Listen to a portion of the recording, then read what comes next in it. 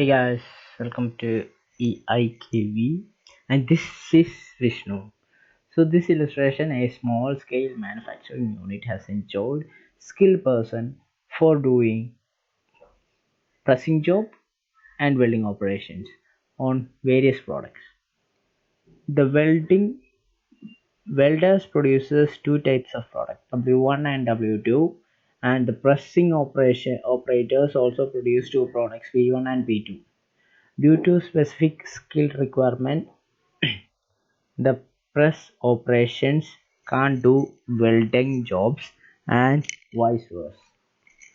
The labor hour cost data in respect of the above four are as under. So we have W1, W2, P1 and P2, three products hours per unit 4452, and then price per unit 50/50 and 80/65.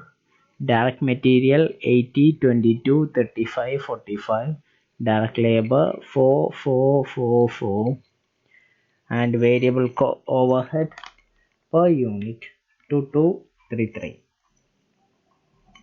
And then for the information, the unit incurs 50,000 per annum on fixed cost for producing the above products.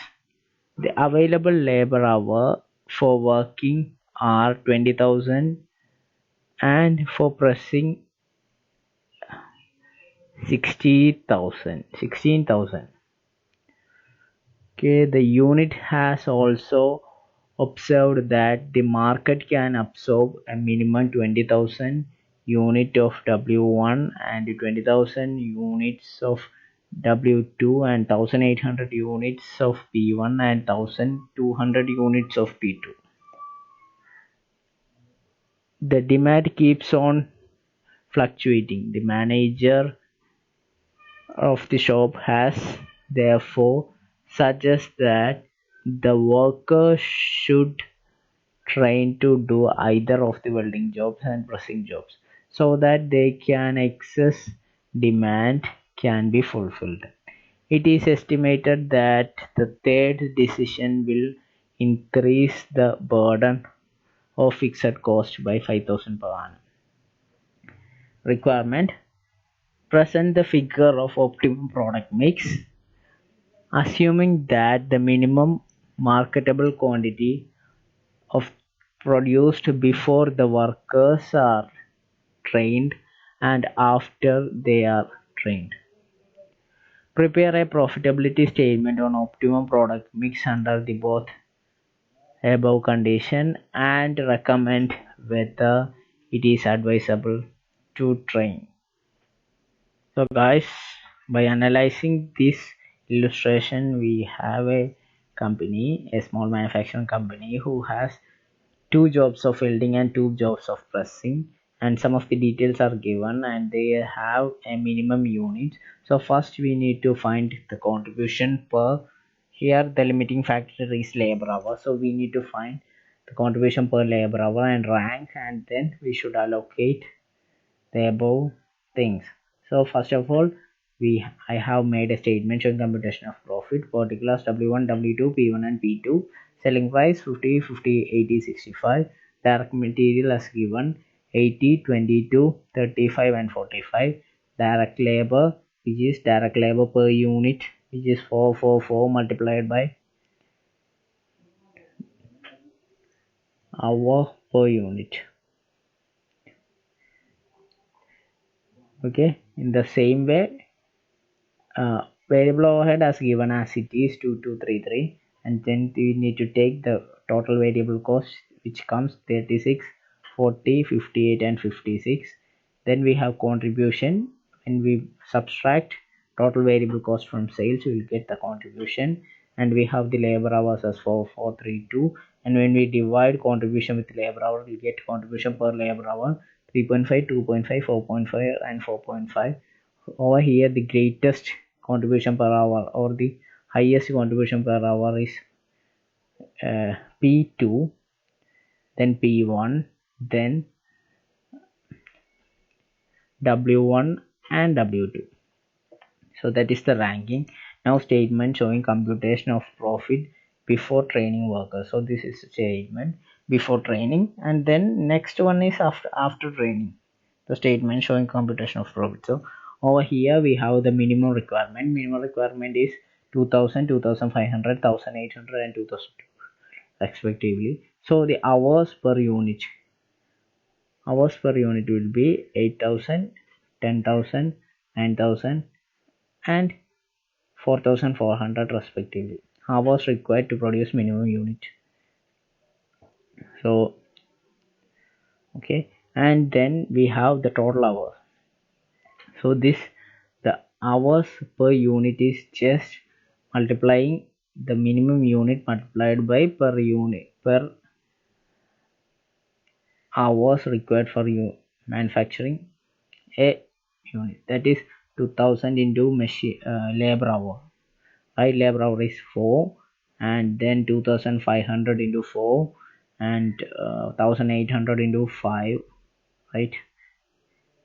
Yes, 5, and then 2200 into 2. So when we take the total, we have 18,000 and 30,400. That is 8,000 plus 10,000, 80,000, 9,000 plus 4,400, which gives 30,400. But the total hours is 20,000 and 60,000. So we have an remaining hours of 2,000 and 2,600. So the remaining hours should be allocated to most highest, the product which gives most highest contribution per hour, which will be the product P2 and W1. So these hours will be allocated to P2 and W1. After that, we'll divide it with contribution per unit to get the number of unit. Hours per unit, labor hours per unit to get number of units. So the number of unit will be 500 plus 2000, that is 2500. Over here the same amount 2500. Here 1800. Here 1300 plus 2200, which gives you 3500. And when we multiply it with contribution per unit, you will get the total contribution is 1 lakh.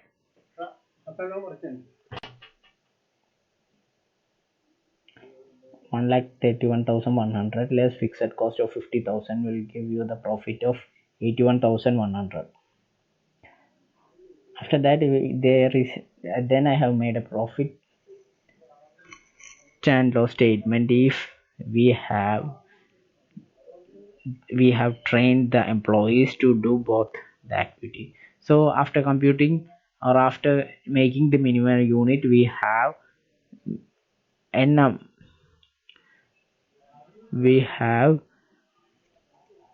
after meeting the minimum requirement, we should allot the entire amount to the product which gives higher contribution per unit, that is P2. So allotting the entire hours to P2, which will give you the total hours as 4500 for P2, and then remaining minimum units for rest of the products. When you multiply it with the contribution per unit, you will get the total contribution value. And when we deduct the fixed cost, so fixed cost will include 50,000 the old cost plus 5,000 as training cost, you will get the total 55,000. And when we deduct total contribution subtracting fixed cost, you will get the profit as 78,100. So when I compare two option, we can find that without training the employees is the best option, which gives a profit of 81,100 when compared to after training 78,100. That is, when we consider the results of option 1 and option 2, we can find that the return from option 2 is much more than option 1. Therefore option 2 can be selected. So this is not right, so therefore we can select option 1, that is the more profit, which will give is 81,100. So guys, thanks for watching this video. So if you find this video helpful, please subscribe.